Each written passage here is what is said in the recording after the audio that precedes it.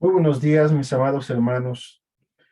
Vamos a continuar estudiando el libro de Daniel. En esta ocasión vamos a estar estudiando el capítulo 8 y vamos a darle lectura iniciando con el versículo 1 hacia el versículo 13, por favor. En el año tercero del reinado del rey Belsasar, me apareció una visión a mí, Daniel, después de aquella que me había aparecido antes. Vi en visión, y cuando la vi, yo estaba en Susa, que es la capital del reino en la provincia de Elam. Vi, pues, en visión, estando junto al río Ulai, alcé los ojos y miré, y he aquí un carnero que estaba delante del río, y tenía 2 cuernos, y aunque los cuernos eran altos, uno era más alto que el otro, y el más alto creció después. Vi que el carnero hería con los cuernos al poniente, al norte y al sur, y que ninguna bestia podía parar delante de él, ni había quien escapase de su poder, y hacía conforme a su voluntad, y se engrandecía. Mientras yo consideraba esto, he aquí un macho cabrío venía del lado del poniente sobre la faz de toda la tierra, sin tocar tierra. Y aquel macho cabrío tenía un cuerno notable entre sus ojos. Y vino hasta el carnero de 2 cuernos que yo había visto en la ribera del río, y corrió contra él con la furia de su fuerza. Y lo vi que llegó junto al carnero, y se levantó contra él y lo hirió. Y le quebró sus 2 cuernos, y el carnero no tenía fuerzas para pararse delante de él. Lo derribó, por tanto, en tierra y lo pisoteó. Y no hubo quien librase al carnero de su poder. Y el macho cabrío se engrandeció sobremanera, pero estando en su mayor fuerza, aquel gran cuerno fue quebrado, y en su lugar salieron otros 4 cuernos notables hacia los 4 vientos del cielo. Y de uno de ellos salió un cuerno pequeño, que creció mucho al sur y al oriente, y hacia la tierra gloriosa, y se engrandeció hasta el ejército del cielo, y parte del ejército y de las estrellas echó por tierra y las pisoteó.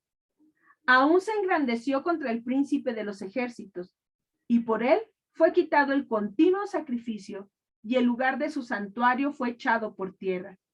Y a causa de la prevaricación le fue entregado el ejército junto con el continuo sacrificio, y echó por tierra la verdad, e hizo cuanto quiso y prosperó. Entonces oía un santo que hablaba, y otro de los santos preguntó a aquel que hablaba: ¿hasta cuándo durará la visión del continuo sacrificio y la prevaricación asoladora, entregando el santuario y el ejército para ser pisoteados? Ahora vamos a leer, por favor, del versículo 20 al versículo 24. En cuanto al carnero que viste, que tenía 2 cuernos, estos son los reyes de Media y de Persia. El macho cabrío es el rey de Grecia, y el cuerno grande que tenía entre sus ojos es el rey primero.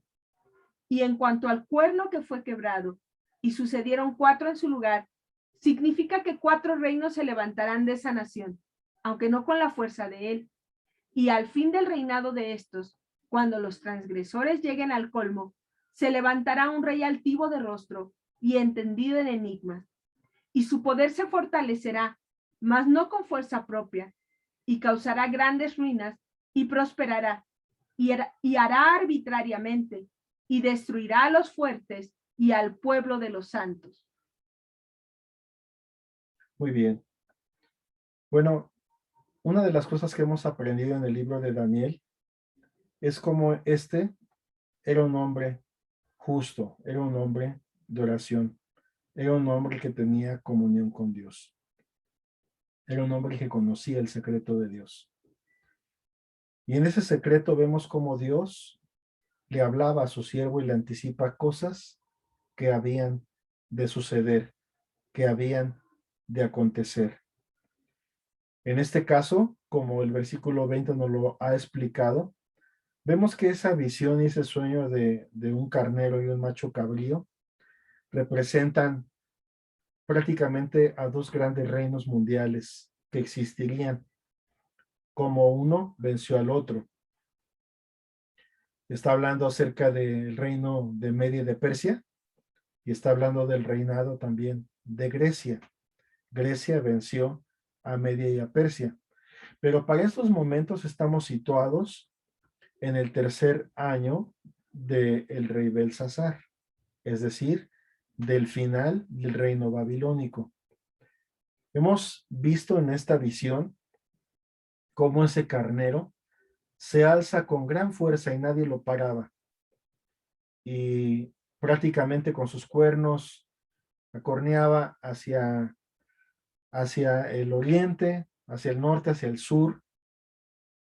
Vemos cómo este carnero viene a representar a ese reinado de Media y de Persia. Y efectivamente ellos prácticamente vencieron a Babilonia, a Egipto, a Lidia. Avanzaron con gran potencia y parecían un reino imparable. Ahora esto lo sabemos nosotros porque históricamente así fue. Ellos se caracterizaron por ser precursores en una fuerza naval sin igual. Vencían a cuanto reinado o a cuanto gobierno se les ponía enfrente. Parecían invencibles. Parecían que su gloria no terminaba. Un gobierno que llegó a tener más de 1 millón de soldados. Tan solo eso nos habla, por ejemplo, aún cuando se enfrentaron con los griegos. Tres grandes batallas son las más prominentes. Quizás una de las más notables sea la batalla de Acuamela, donde 35,000 soldados griegos enfrentaron a más de 1 millón de persas, del gobierno de Media y de Persia. Y sin embargo, a pesar de que esto fue así, prevaleció el reino griego y quedaron finalmente ellos. Y aún en el momento de más gloria de Alejandro Magno, como lo vemos a través de esta figura de el macho cabrío golpeando con fuerza, vemos que aún en su momento de mayor gloria y como aunque dejó prácticamente al carnero no solamente tirado, sino aún lo pisoteó, es decir, gobernó encima de él. Estando en su mayor gloria, ese gran cuerno se quebró y de él salieron 4 reinos. Y exactamente la historia, ya para nosotros, nos deja ver cómo Alejandro Magno, siendo muy joven, a los 33 años aproximadamente, muere. Y antes de morir, eh, según relatos históricos, por ejemplo, el libro histórico de Macabeos, que no es un libro canónico, no es un libro sagrado, pero que sí es un libro histórico, aún reconocido por los judíos. Ellos dicen que antes de morir de enfermedad, él deja su reinado a 4 de sus generales. Y aprendemos también y sabemos que efectivamente reinaron durante mucho tiempo. Vemos cómo a través de Casandro, cómo se queda con toda la parte de Macedonia. Vemos a Lisimaco con toda la parte, gran parte de Turquía. Vemos también a Seleuco, que también se queda con parte de Turquía y de Siria. Y vemos también a Ptolomeo, que se queda con la parte de Israel y la parte norte de África. Esos 4 generales que se dividieron el reino griego, de parte de Seleuco, surgió en su 8ª generación un cuerno pequeño, que también lo vemos en esta visión que se ha explicado en lo que hemos leído, y que vemos a ese hombre, Antíoco IV, que también se le conoce como Antíoco Epifanes, y que gobernó y que prácticamente es un tipo y figura de un anticristo que ya existió.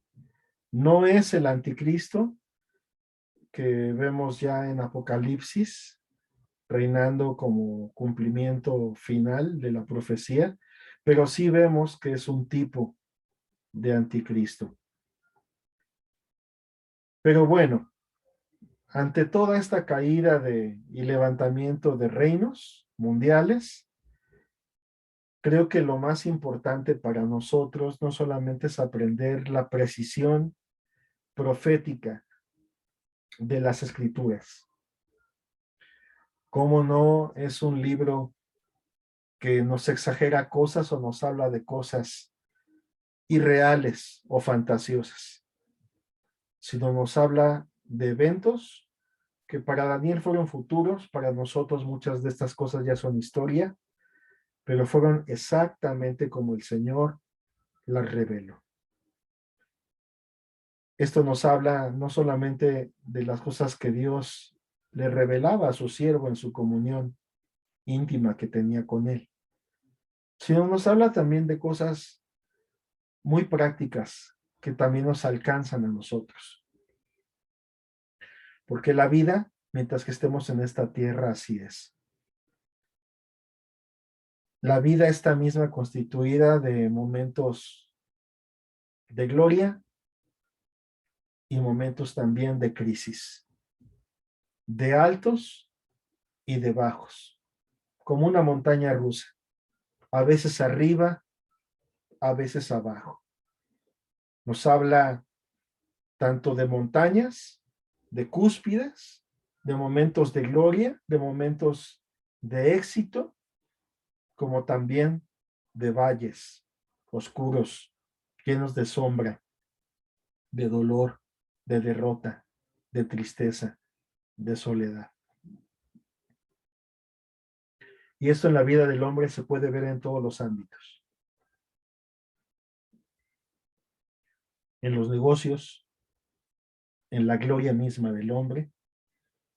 La Escritura muchas veces nos lo compara, que en nuestra vida debemos nosotros de aprovechar el tiempo y de buscar a Dios, puesto que la verdad es que nuestra vida es tan pasajera que es como una neblina que se pasa. Es como la hierba del campo, que un tiempo está verde, pero que también pronto se secará y se marchitará y deja de ser. Tenemos momentos en donde aún la Biblia nos manda acordarnos del Creador en los días de la juventud, antes de que vengan los días malos en los cuales digas, no tengo en ellos contentamiento. Entonces vemos cómo tanto el justo como el impío en esta vida, así es, esta vida está llena de momentos de gloria y está llena también de momentos de dolor.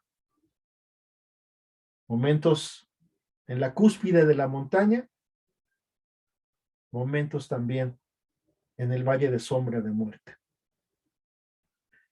Y esto lo vemos claramente, tanto en las victorias del carnero, su gloria, su momento de cúspide, la forma en la que vencía, la que prevalecía, pero la forma en la que también de repente fue derribado y cayó y sucumbió. Lo mismo vemos, la misma historia la vemos en la historia del macho cabrío. Así que aún los reinos que han existido en el mundo nos dejan ver cómo tuvieron su momento de éxtasis, su momento de gloria y su momento de caída. Pero también lo vemos en la historia de los hombres, cómo han tenido su momento de gloria y su momento de caída. En la vida misma tenemos momentos de felicidad y tenemos tiempos de tristeza. Tenemos tiempos de fiesta y tenemos tiempos de luto. Tenemos tiempos de gloria, pero también tenemos tiempos de soledad, tiempos en donde nuestra vida es probada. Y el pueblo de Dios no está exento de estas cosas. Cada uno de nosotros pasamos por estas cosas en la vida. Pero Dios, creo que ante todo esto, si bien es cierto que la desolación en la vida del que no conoce a Dios, el momento de soledad y de tristeza, es un momento terrible y oscuro. Y yo sé también que el justo es probado y también puede pasar por momentos muy difíciles, por etapas que parecen interminables. Pero la grandeza que hay en esto es que el justo tiene esperanza, tiene alguien que le puede salvar, que lo puede ayudar, que lo puede libertar, que lo puede sostener, que le puede ayudar, aun en los momentos más difíciles de la vida. Y creo que entre muchas cosas que aprendemos de un pasaje profético, también hay una gran riqueza espiritual y tiene que ver mucho con la consolación de un Dios vivo y verdadero que aún está contigo en los momentos de más desolación, de más muerte, donde pareciera que aún mundialmente pareciera que reina el reino de la muerte, de la desolación, aún en tiempos de luto, de enfermedad, de pandemia como estos, donde mundialmente vemos a las naciones de la tierra siendo probadas. Pero más allá de esto, podemos ver que espiritualmente esto no es sino solamente la manifestación física de lo que espiritualmente está pasando.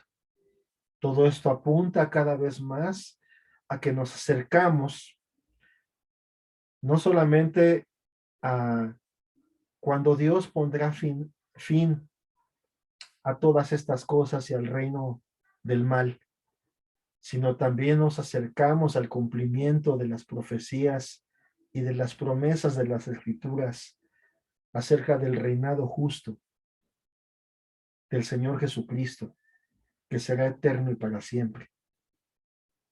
Y lo más interesante de todo esto es que a pesar de lo que hoy estés viviendo, si estás en el momento de gloria en tu vida, si en tu ministerio estás en un momento de más bendición, qué bueno, gloria a Dios. Pero no debemos de olvidar que ya sea ministerialmente o ya sea humanamente, en tu matrimonio, en tu familia, con tus hijos o en el área que sea, así como hay momentos también de mucha gloria, también puede haber momentos de prueba y de aflicción. Pero debemos de recordar que sea cual sea la etapa, el tiempo, el momento que te esté tocando vivir ahora, el Señor no solamente está con nosotros cuando estamos en la cúspide, en el momento, en los momentos de gloria y de bendición, en los momentos donde parece que todo va bien, donde todo marcha viento en popa, sino aún también en los momentos donde parece que todos nos han dejado solos. En los momentos donde hay prueba y aflicción, en los momentos donde hay más clamor, en los momentos donde hay mayor angustia, debes de recordar que Dios nunca, nunca, nunca se olvida de ti. Y el mismo pasaje nos los dice. Hoy leíamos por ahí del versículo 13, cómo hay una expresión donde dice, ¿hasta cuándo, Señor? ¿Hasta cuándo van a hacer estas cosas? Es la expresión que vemos allí, pero esta expresión no solamente la vemos aquí, tenemos textos, por ejemplo, me gustaría que me acompañaras ahí en el libro de los Salmos, en el capítulo 6. es el versículo 13, Tres. 3, perdón, el Salmo 6:3.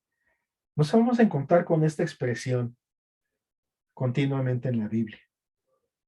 El Salmo 6:3 dice así: Mi alma también está muy turbada. ¿Y tú, Jehová, hasta cuándo? Vemos nuevamente esta expresión en la Biblia, ahora a través de un salmista. Un momento en donde un justo está haciendo y se siente muy turbado. Y veamos cómo el clamor del salmista es: ¿hasta cuándo? ¿Hasta cuándo, Señor? ¿Hasta cuándo será esto así? ¿Hasta cuándo estará esta situación así? Y piensa conmigo, si no, esto es el clamor mismo también, aún de cuando vemos cómo prevalece la maldad, cómo vemos pareciera que el impío, que el malo, parece que prospera y que le va bien. O cuando volteamos a ver lo que vivimos en este mundo, cómo está cada vez todo más distorsionado, todo más de cabeza, cómo los valores son pisoteados, cómo el justo es perseguido, cómo la maldad aún es puesta por encima de todas las cosas y aún se legisla muchas veces a favor de cosas que son en contra de todo lo que es bueno, lo justo y lo verdadero. Y creo que el clamor también es del intercesor: ¿hasta cuándo, Señor? ¿Hasta cuándo todas estas cosas?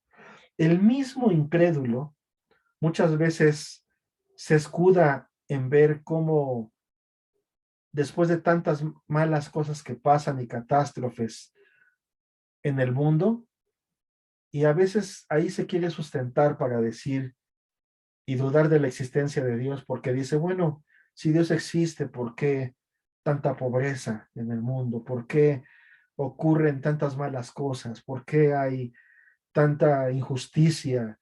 ¿Por qué hay tanta muerte? ¿Por qué hay tantas cosas que van en contra de la vida del ser humano? O sea, este sentir de alguna manera está en el ADN del hombre. Y como he dicho, el cristiano, tú que me escuchas, que amas a Dios, que conoces a Dios ya, pues no estás exento de padecer y de sufrir muchas cosas. Y como el salmista es clamar en momentos de prueba: ¿hasta cuándo, Señor? ¿Hasta cuándo? Pero sigamos leyendo, veamos qué interesante es esto. No solamente en el Salmo 6, en el Salmo 13. 13, vamos a verlo nuevamente repetido del verso 1 y 2. ¿Hasta cuándo, Jehová, me olvidarás para siempre? ¿Hasta cuándo esconderás tu rostro de mí? ¿Hasta cuándo pondré consejos en mi alma con tristezas en mi corazón cada día? ¿Hasta cuándo será enaltecido mi enemigo sobre mí? Y vemos nuevamente la misma expresión.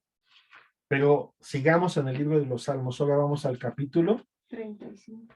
Gracias. Al capítulo 35 y vamos a leer el versículo 17, ¿verdad? Salmo 35.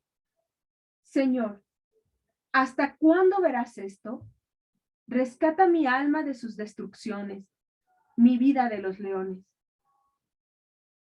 Y si nos vamos, por ejemplo, al libro de Zacarías, ahorita ya no lo busques, pero vamos a escuchar una historia como que muy, pareciera que muy similar al clamor de lo que vemos en el libro de Daniel. Y también en tiempos donde aún también a Zacarías le toca también una época donde el pueblo de Dios es necesario que sea traído también de un cautiverio y que las cosas sean restauradas, pero las cosas están tan feas, tan terribles, que aún también el profeta hay una exclamación: ¿hasta cuándo, Señor? ¿Hasta cuándo? Nos vamos hasta el libro de Apocalipsis y vamos a encontrar también que aún ya en el cielo, después de una gran cantidad de juicios y cosas que han pasado, gente que ha salido inclusive de una gran tribulación, y hay un clamor también generalizado de justos que le dicen al Señor, ¿hasta cuándo, Señor? ¿Hasta cuándo? Y el Señor le responde, esperen un momento, porque solamente falta completar una cierta cantidad de gente también, que son parte también del grupo y que han de ser perfeccionados. Y volviendo al capítulo que estamos hoy estudiando, del capítulo 8, también se nos habla por ahí de una cifra de 2,300 tardes y mañanas, que no quiero entrar en detalles para no perder el objetivo, pero lo que sí te puedo decir es que hay un momento en donde esta situación no es eterna. O sea, sí tiene un fin. O sea, sí llegará un momento en donde Dios hará justicia, en donde Dios pondrá fin al pecado y a la injusticia,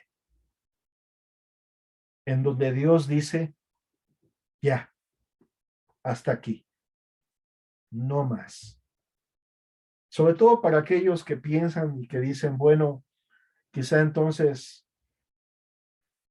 y Jeremías lo llegó a sentir, llegó a pensar que quizás Dios mismo era para él una cosa ilusoria,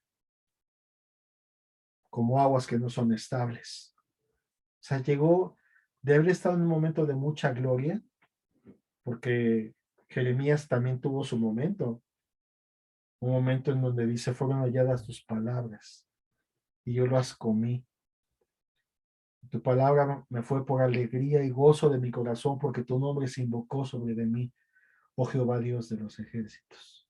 Está por ahí, por el capítulo 15 aproximadamente.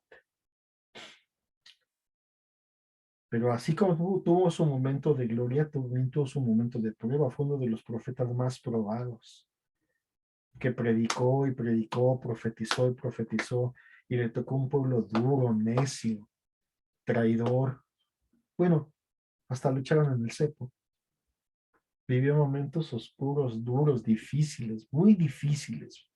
Sufrió mucho por la causa de Dios. Pero un momento en el que entendió también que en Dios hay consolación. Que Dios sí responde y que Dios sí actuará. A veces nosotros, nuestro tiempo es muy distinto a los tiempos de Dios. Nuestra forma de entender el camino de la vida es muy corto y muy pequeño a lo que Dios alcanza a ver. Sus caminos de Él son más altos que los nuestros y sus pensamientos son más altos que nuestros pensamientos. Nuestra mirada es muy corta, hermanos. Pero yo quiero decir con esto, y yo creo que si algo considero que el Espíritu nos inspira a través de este capítulo de la Biblia de Daniel 8, es consolación. Lejos de profecías de reinos que suben y bajan y cosas que pasan y han ocurrido históricamente y tuvieron su cumplimiento temprano y tendrán también su cumplimiento tardío, final. Yo quiero concluir diciéndote precisamente esta gran verdad. Todos pasamos por altos y bajos. Todos hemos tenido momentos de mucha gloria donde lo hemos tenido todo de parte de Dios, donde ha habido mucha bendición en todos los sentidos, en todas las áreas. Pero aún en el día de la prueba, en el día oscuro, no pienses que Dios se ha olvidado de ti, sino considera, medita y reflexiona, pero no dejes de buscar a Dios. En los momentos más oscuros donde otro tipo de anticristo, Hitler, avanzaba en un momento vertiginoso por toda Europa, donde Inglaterra, una nación que había sido prácticamente fundada también por misioneros y hubo tiempos de avivamiento y de gloria, y se sentían en oscuridad y tinieblas y estaban a punto de ser prácticamente arrastrados por ese gobierno nazi, Winston Churchill dijo una frase que quedó para la historia y dijo, nunca, nunca, nunca te rindas, nunca te des por vencido. Y es el mismo sentir que el Señor nos dice en esta tarde, en este día. Mira que te mando que te esfuerces y seas valiente. No temas ni desmayes, porque Jehová tu Dios está contigo.